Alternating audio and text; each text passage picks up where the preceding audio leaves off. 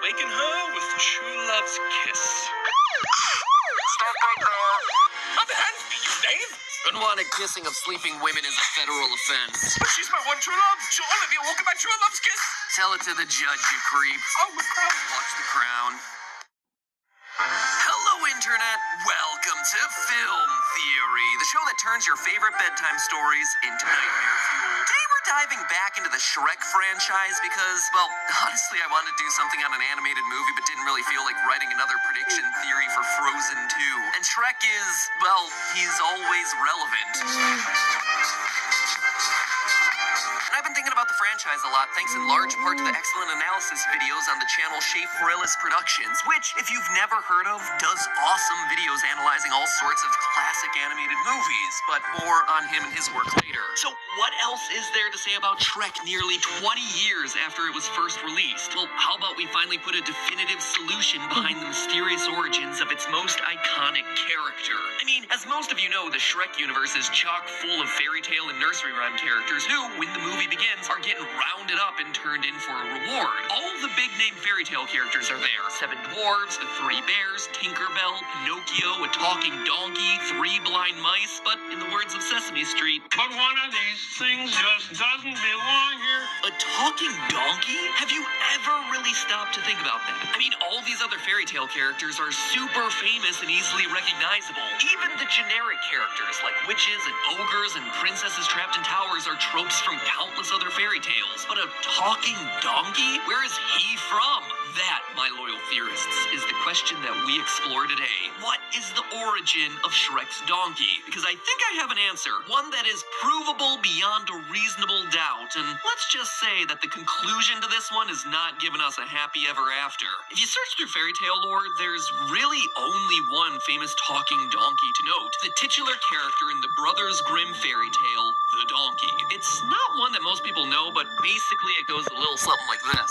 A rich king and queen are upset that they can't have a son, but then one day God blesses the couple and she suddenly gives birth to a donkey. She wants to kill it because, you know, donkey baby, but the king refuses, and so the couple raise it as their son. So we have ourselves a donkey who learns to speak and have manners. He even teaches himself how to play music, and this is starting to sound a lot like our donkey from Shrek, right? He speaks English, he sings all the time, he can have decent enough table manners when he needs to, and is one of the few fairy tale characters who knows the way to Lord Farquaad's castle, suggesting a possible royal backstory. Who knows where this Farquaad guy is? Oh, I do. I know where he is. Does anyone else? We've extended angel soft shoes.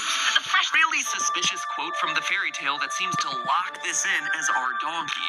Quote, the young lordling once went out walking full of thought and came to a well. He looked into it and in the mirror clear water saw his donkey's form. He was so distressed about it that he went out into the wide world and only took with him one faithful companion.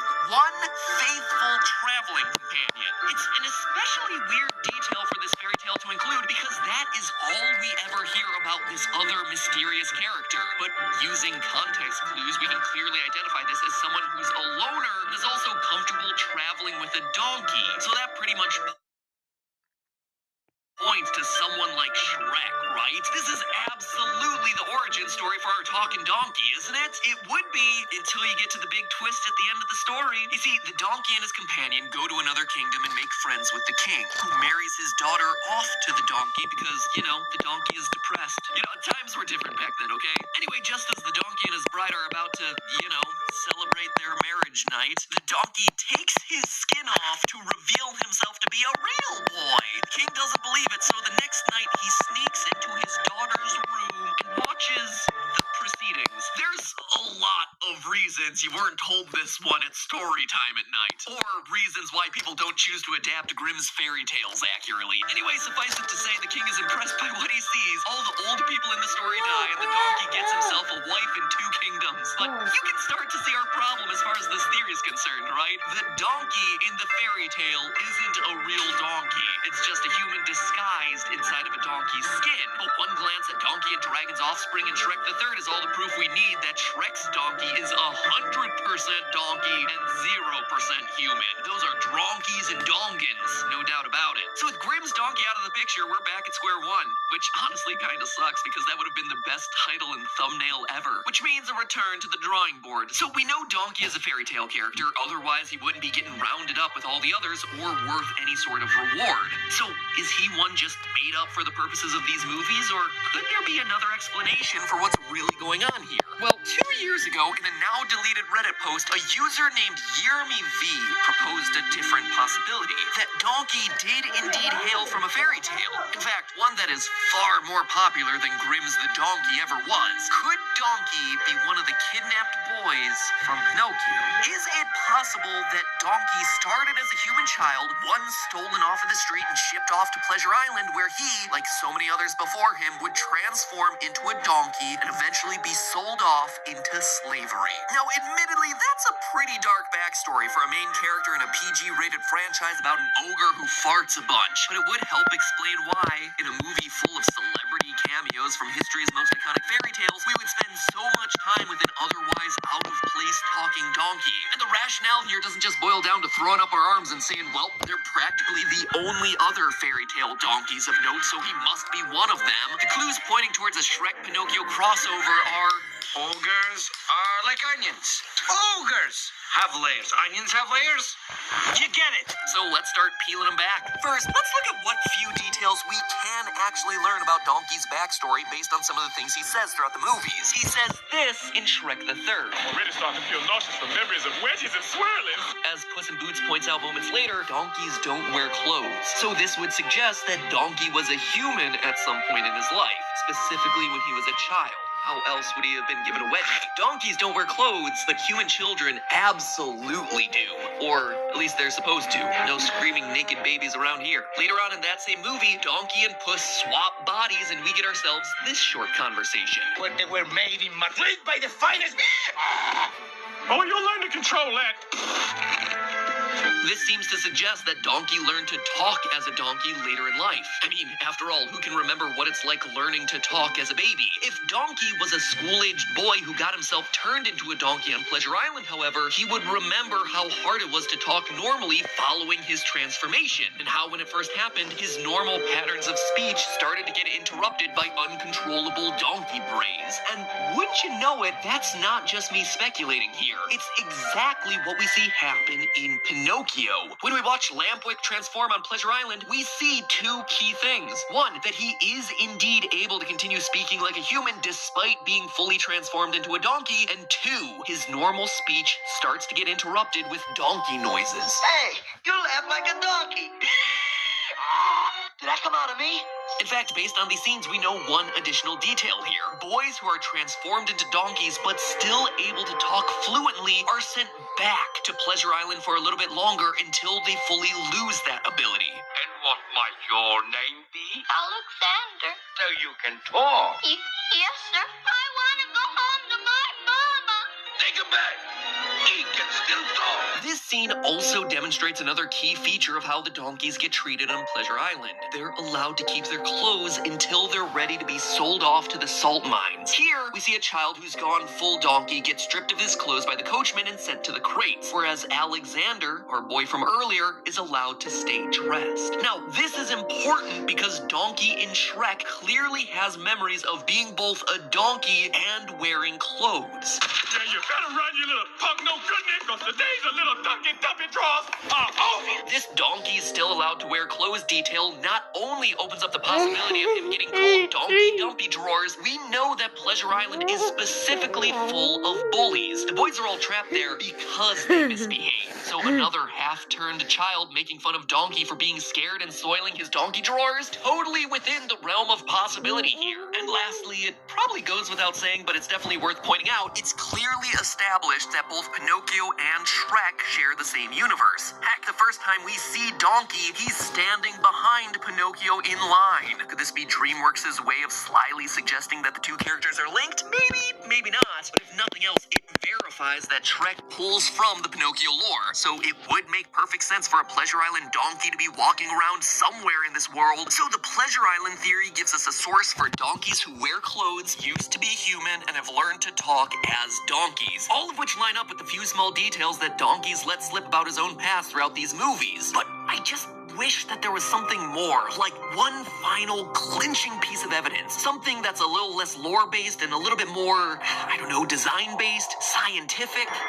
Brain blast! I got it! Look at their species. Donkey appears to be the exact same breed of donkey as the boys turned donkey in Pinocchio. Look at this. In Pinocchio, it seems like the Pleasure Island boys turn into one of two types of donkeys. Either all brown or all gray. No color at the tips of the ears, a lighter color along their stomach, and a little tuft of either black or brown hair on their head and down into their neck. And now look at Donkey in Shrek. Same design. Gray, tall ears with no color at the tips, a lighter color of gray along his stomach, and a little tuft of black hair on his head and neck. This seems really important to point out because there are over 140 different donkey breeds. And these breeds all have very different hair lengths, very different hair colors, and very distinct markings. So the fact that Donkey is matching up to the exact type that we see coming out of Pleasure Island feels like the smoking gun that we were missing before. So at this point, I have little choice but to stamp this theory as Matt Pat certified fresh. Really, considering all this evidence, how could Donkey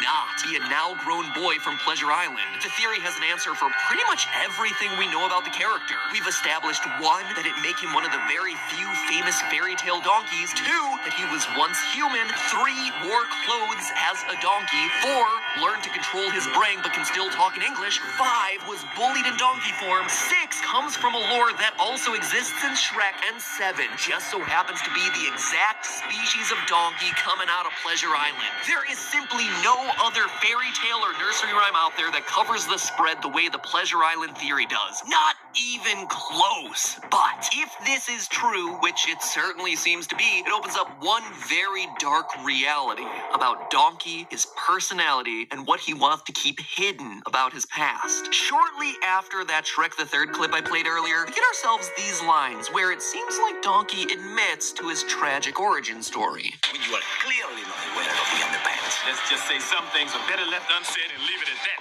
What first appears to be a joke about donkeys wearing underwear, according to this theory, actually becomes Donkey not wanting to address the horrific way he became a donkey in the first place. Some things are better left unsaid. He doesn't want to talk about his trauma, which is totally fine until you consider the timeline of events. Pinocchio's story begins with him as a lifeless toy. Let's call this stage 1. He then becomes a living toy, which we'll call stage 2. Stage 3 is when he becomes a partial donkey living toy for a while, before finally entering stage 4 at the end of the movie when he's turned into a fully grown human boy. Now, throughout the Shrek movies, Pinocchio appears exclusively in his stage 2 living toy form, meaning the events depicted in Shrek occur after Pinocchio comes to life, but before he's sent off to Pleasure Island and becomes a weird partial donkey creature. So in the Shrek films, Pinocchio has no idea that Pleasure Island even exists, but Donkey does. He's already been there. In fact, we know that he managed to escape, like we see in that Alexander clip. And what might your name be? Alexander.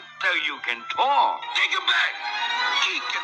Clip Studio Paint comes He can still talk. We know Donkey has turned, but hasn't gone full donkey yet, like all the other kids that are being shipped off to the salt mines, meaning that he managed to escape before that happened. The long and short of what I'm saying here is that Donkey knows full well that the evil Pleasure Island scheme of kidnapping boys and selling them as donkeys into the salt mines is in full swing, even as the events of Shrek are taking place. The criminals running the Pleasure Island scheme are very careful not to ship off any boys turned donkeys off the island until they can no longer talk, because donkeys who can talk could feasibly tell people on the mainland about their criminal enterprise and shut the whole thing down. But here we have ourselves Donkey, the lone fairy tale creature who could end all the suffering of so many boys. But does Donkey step up to the challenge of being a hero? Does he tell anyone about the ongoing horrors of Pleasure Island? Does he do anything to stop these atrocities? Let's just say some things are better left unsaid and leave it at that. He does not. Instead, he just follows Shrek around for a few movies, living it up, banging dragons. In the morning, I'm making waffles. He was turned into a donkey because presumably he was a bad kid. It seems like he hasn't improved with age. Orphaned boys are getting kidnapped and sold off by the boatload, and Donkey is letting it happen. Does this make Donkey a complete ass? I don't know, but in the end, there's definitely blood on Donkey's hands. Or, I suppose, hooves. But hey, that's just a theory. A film theory. And if you want to see more Shrek, I suggest you watch our other video on Shrek's deadly farts. There is an actual scientific explanation for why his farts are so dangerous, and we go into that on the video to the left. Or, you know what, do me a favor and check out that channel I mentioned earlier, Shay Frillis Productions. His analyses of classic animated movies coming from Disney and Pixar. He's incredibly insightful in his observations and is just funny to boot. It's not the best, but it's my favorite, which is a pretty impressive feat considering how generic the story is. I first discovered him through his videos on Shrek, and I've been watching him ever since. But I don't think anyone ever takes a look at it and says, oh yeah, now that's one of the greatest sequels in cinematic history. Why am I Luigi? He's doing great work out there. He's only got 500,000 subscribers. Go out, show him some love, give him some of that valuable watch time that YouTube cherishes so much, and tell him Matt Pat sent you. And Shay Frillis, if at some point you want to do something together, let me know. I would love to talk to you about that. You're doing great work out there, man. Hopefully this gets you a bit more attention. So anyway, that's it for today. I need to start working on some scary theories for October. I'll see you then.